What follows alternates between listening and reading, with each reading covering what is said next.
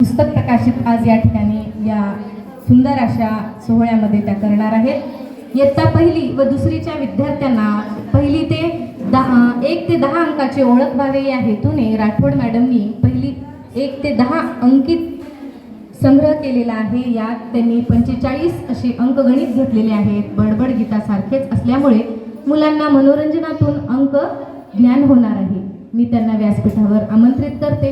तसेच कार्यक्रमाच्या व्यासपीठावर विराजमान असलेल्या अध्यक्ष व प्रमुख पाहुण्यांना विनंती करते की त्यांनी पुस्तक प्रकाशित करावे। तसेच अश्विनी निवर्गी मॅडमलाही विनंती करते की त्यांनी स्टेजकडे यावं। अश्विनी देशमुख,